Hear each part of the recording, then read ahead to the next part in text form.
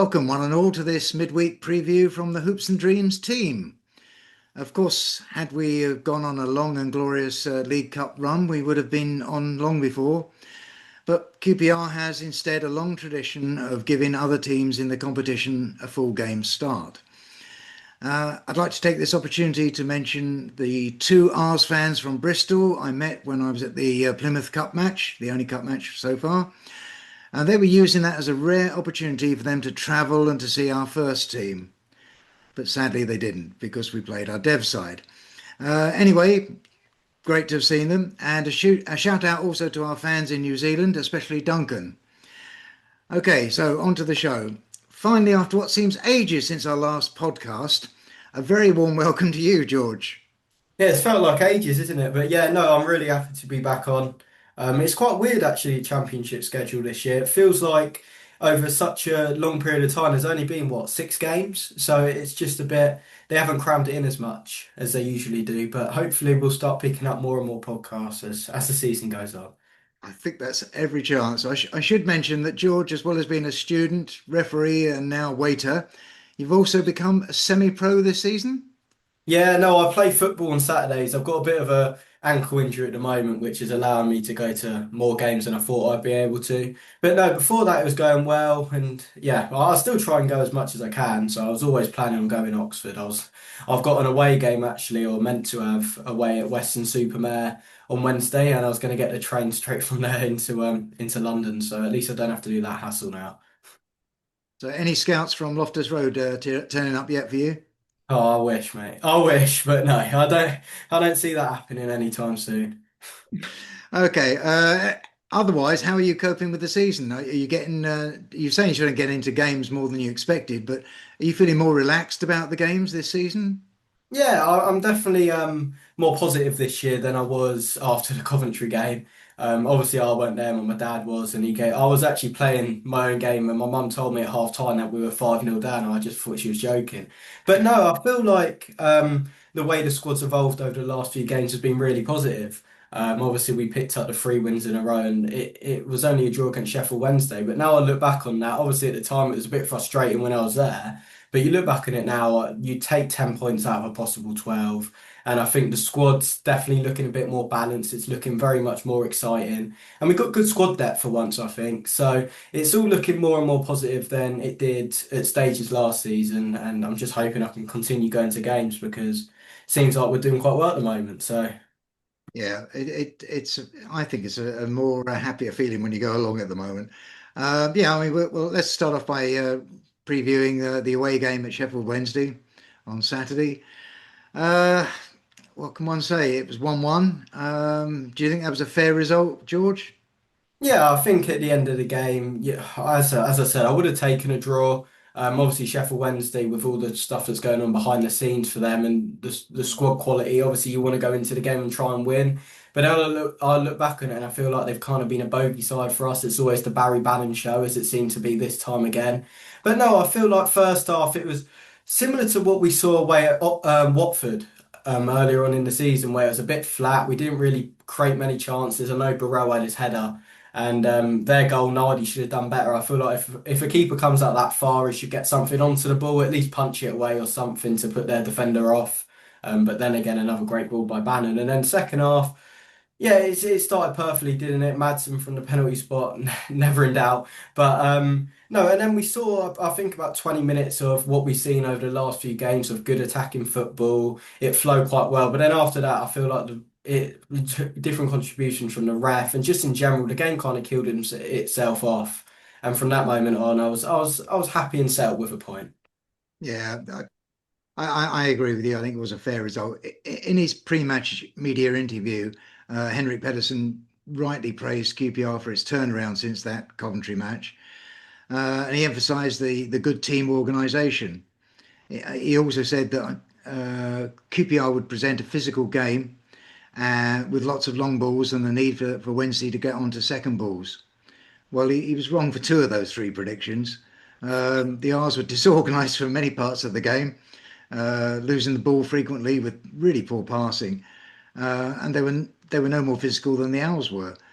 But the second half, sorry, the second ball was really worky. I mean, they really worky, and Wednesday dominated those in the first half. That's, I think, why we were struggling so much. In his post-match comments, Juliet Stefan said the first half performance was poor. He certainly doesn't mess about with his words. And he said also that he could have replaced 6 or 7 players. And I can't argue with that. But the second half was better. So we rode a luck, yeah, and a draw was a fair result. Julian Stefan has shown a marked reluctance, George, so far to change his starting 11. Even at times, that even results in him not bringing on subs. So I'm guessing our starting lineup for Wednesday was much as you expected, George. Yeah, I kind of agree with it as well. I feel like we should have kept the starting lineup because I looked at the Stoke game and I couldn't really think of anyone who deserved to be taken out of it. It felt quite weird actually because it almost felt like the players were a bit complacent in the first half. They looked it was weird because we did a week off, but for some reason they looked a bit leggy, to be honest with you, and they looked like that what week break we could have done with this midweek game being last week to carry on the momentum. But that being said, I can't really complain with the team lineup. As I mentioned at the very start, the squad depth at the moment is looking much better. Last season, we went into games saying, "Oh, you had to start this player, you had to start this player." Whereas this year, I feel like there's definitely many more options, and I think he'll look to exploit that on Wednesday night against Oxford. So. Yeah, I think you're probably right. I mean, this squad, I think the thing that we can see is that it's gelled. You're right about the depth in quality as well, which we haven't had for quite a while. And they also have successfully adapted, I feel, to the way that Julian Stefan wants them to play.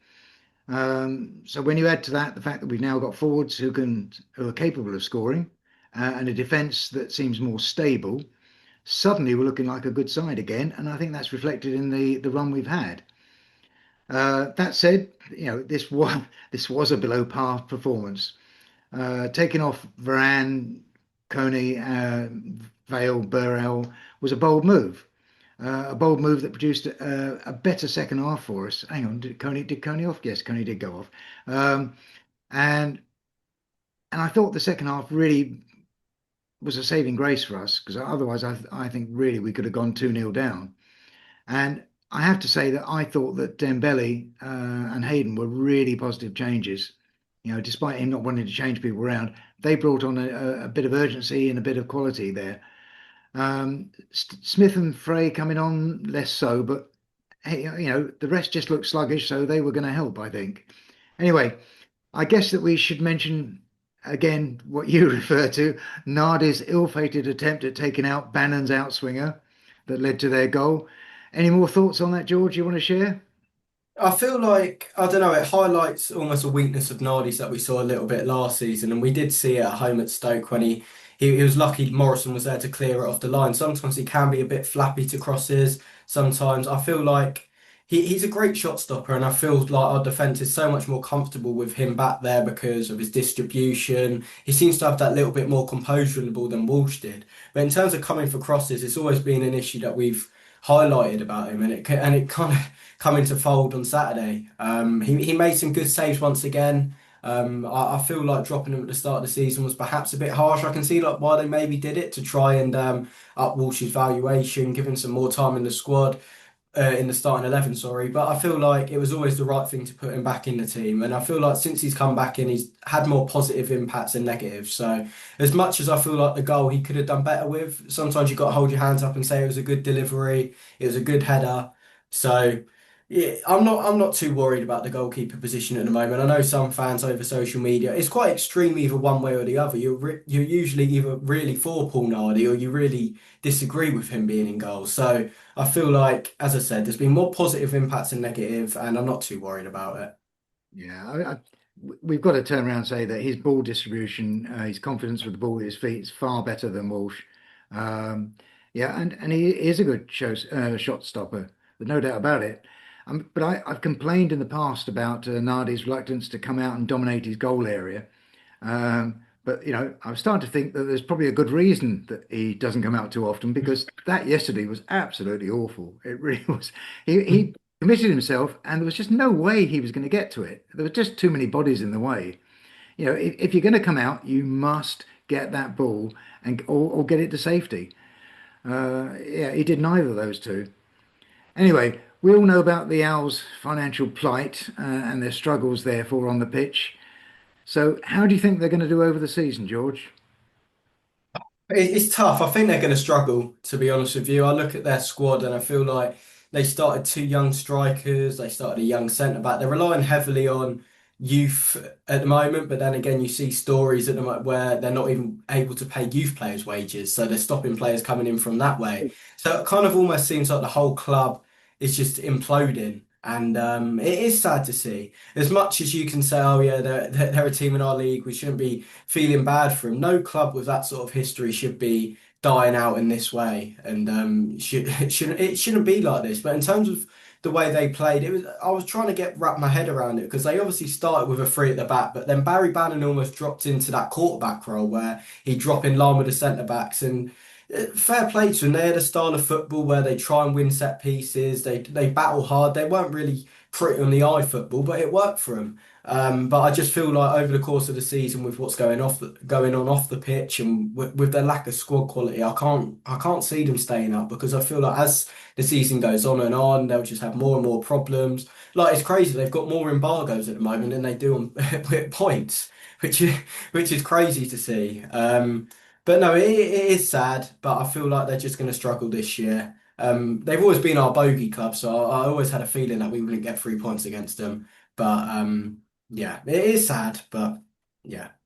Yeah, I mean, Sheffield Wednesday was another side I'd penciled in for relegation at the start of the season, largely because of their off-pitch problems. Yeah, but I really do hope they survive. It's a big club, a lot of history. On the evidence shown on Saturday against us, it looks more promising than I thought. So we'll see. Anyway, I suspect Bannon was your overall man of the match, but who was your R's man of the match then, George? Yeah, no, it was typical Barry Bannon against QPR again, wasn't it? But no, I feel like for us, someone who's gone a bit under the radar is Reece Norrington-Davies, and I feel like in this game he performed really well. I felt like defensively he was solid. I can't really remember a time where he got beaten, and he actually looked quite attacking positively as well. Something I thought that is potentially lacking from his game. I agree with you. I feel like Dembele and Hayden did really well when they came on from the bench. I feel like Dembele, that strike was inches away from going in, and he just almost looked like he's got that bit of competition now, and he has that fight to get back into the squad. And Hayden just brought that little bit of composure into the midfield. I feel like Bannon did less second half than he did first half, and that could be largely down to Hayden coming on the pitch. Mm. So yeah, it's tough to pick an overall man of the match because I don't think any player reached the heights that they could have. But if I had to pick someone, I'd probably pick Norrington Davis. That's a fair call. Yeah, I don't know. For me, it'd be either Saito or Madsen, and I'd probably go for the latter, especially as he scored. Um, Despite a couple of saves, good quality saves, it would not be Nardi. Right, moving on to our preview for the Oxford match. That's on Wednesday, prior to their Saturday fixture against Sheffield United, which they lost 1-0. Their last six matches have been a mixed bag of losses, draws, and a win. That explains, I guess, their position in the Championship of 22nd on 5 points. But that does include draws against Leicester and Coventry and a win against Bristol City, I should mention. I believe I said they were a side I had down for relegation this season as well, George. What about you? Yeah, no, I agree with you. I said it a lot last year. I think once again it's a team who's struggling with squad depth and quality. I look at their squad and I feel like quite a few of them are League One players who've made the step up all right.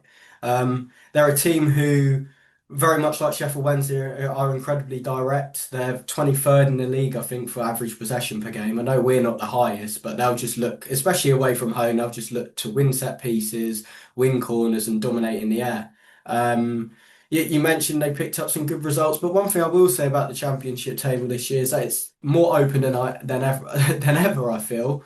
I think anyone's beating anyone at the moment, and it is exciting. It really is exciting. That draw against Leicester, I know Leicester were down to 10 men for a large period of the game, so they'll be frustrated that they didn't win that one.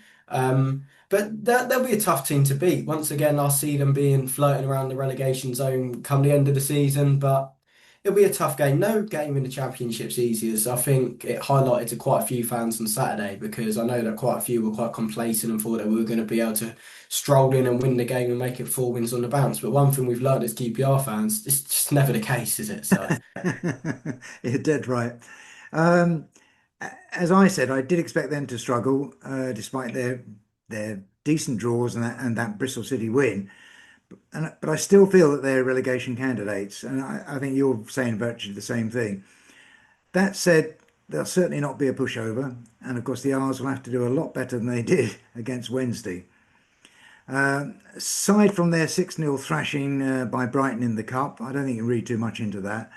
Oxford have had some close results, which lends to the match be against us being, I think, a close run thing. I don't think there'll be more than a goal in it. Their top scorer is Will Lancashire on 3 goals, who plays up front, and they've got a 4-4-2 formation. The next guy is Cameron Brannigan, who's from midfield, who's got 2 goals. So not a great amount of goals there. They're being spread out though. Another notable player, I guess, that we should look out for, but he'll be on the bench, I suspect, is Matt Ingram, who's their standby goalie. Any other players I've missed who are worth mentioning, George? I don't know much about him, but in the summer they've brought in a Dutch player. I'm going to try to pronounce his name here. It's Kers Maka. I've been listening to a few EFL Championship podcasts, and they've been saying how he's looked good for them this season. But apart from that, as I mentioned, there's not really many players who you look at and you scream, "Oh, they're brilliant." I know they got Sariki Dembele on the bench, who I thought is a good player. He was our best. He was their best player, sorry, against us last season when we played them away from home. So, but the way they set up, you can even just tell with the 4-4-2. I know we've played it practically a little bit over the last few games, but it's a typical Gary Rowett team, isn't it? And I always feel like he gets a little bit figured out the more and more time he spends at a club.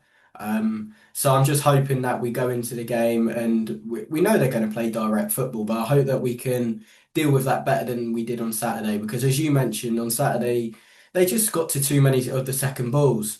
And I'm just hoping that at home we just don't allow that to happen. We don't go down to their standard of football and we continue to play the good attacking, keep it on the floor, good combination football that we have done over the last few games. Yeah, no, I'm totally with you on that. Yeah, we'll come back to the our attempts at predicting the score later on, but let's move on a bit. I was going to mention about the midfield and the fact that Stefan seems to prefer Varane and Madsen in the middle there. And perhaps to some supporters' surprise, it's a combination that's worked really well. What do you think they offer as a starting duo, George, that Field or Hayden don't add to?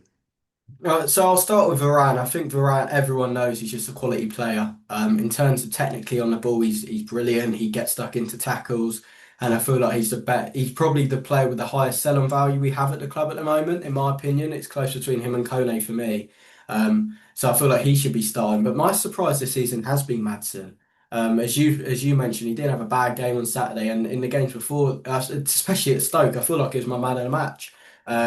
I feel like with the fact that we've got that little bit of pace in our attack now, it forces the opposition defences to drop off a little bit, giving him that extra 10 yards in the midfield just to relax and be a bit more composed on the ball. Because we signed him knowing that he had a good pass on him and he's got that little bit of quality, but he's also getting stuck into challenges now. I know there was a stat last year where he didn't make a tackle in what, 5, 6 games, which I think was just crazy. But the way he started this season, it's definitely more positive to see for us as fans, but definitely for him and his confidence. Because you could see last year that he was really struggling with that. But it's almost like in his second year in the Championship, he's become a little bit more settled, and he's working well with Varane in the middle. You've got Field and Hayden on the bench, who I feel like are incredible bench options to have in the Championship, especially with Hayden, who I feel I was really happy when we brought him in. Again, I always thought that he was going to come back at some point, and when he said he felt like he was on the wrong team when we played against Portsmouth last season, that did make me laugh. But as I've said a couple of times already, it just highlights the difference in squad depth and the fact that we can make them changes now. And I'm always a firm believer in you don't change a winning team And over the last few games, Maddison and Varane have worked well together. Perhaps maybe I'd like to see a bit of a change against Oxford because it is a 3 game week and it didn't work as great against Sheffield Wednesday. But in terms of them two, especially Maddison, I've been really surprised by. Yeah, I think you're right. I'm be the first to admit that I've despaired at times last season over Madson's lack of commitment, but he's so much better this season. You know, he engages off the ball, on the ball as well, and distributes it well. Add to that his useful dead ball kicks, and you have the player we thought we'd signed. You know, as you said, we wanted that's the sort of player we wanted. Now we've got him. Then you add Varane's proven ability, and you know his skill set's really good. We know that, and you've got a duo that are really capable of keeping Sam Field and Isaac Hayden out at the starting 11 for a while. Yeah, I think. But I agree with you. I think rotating probably for Wednesday. I'll be surprised actually if Hayden doesn't start instead of Varane. I can see that happening. Anyway, okay, George, time for those predictions. What are you saying for QPR versus Oxford? Will it be an early birthday present for me or not? I really do hope so. As I've mentioned, I think it's going to be a tough game. Tough in the way that they're not exactly the greatest opposition we'll face, but they're tough because they'll make it hard for us to beat. My head and my heart are saying two different things. My head's saying 0-0, actually. I just feel like it screams typical midweek championship 0-0. But I'm going to go with my heart because I feel like we're performing well recently. So I'm going to go for we're going to nick it 1-0, and I think Kone's going to get back on the score sheet. So 1-0 us. Okay, well, that's interesting. I mean, there's been very few goalless draws so far in the championship, so that would be an interesting one. Okay, given the form of both of the clubs at the moment, and the fact that this is a home fixture, I've got to be positive. So I'm going to go even more positive than you for a 2-0 win. So that's Oh, my. there we We'll see how they do. Okay, are. folks. Thanks for watching, and do keep posting your comments on Hoops and Dreams. We will, of course, do our very best to reply. As ever, my gratitude to George too for his time and his input. James and Dave will be up next, previewing next Saturday's fixture of Bristol City versus QPR. And we have another Rangers roundup coming up very soon. Up until then, come on, you R's. How on you ask?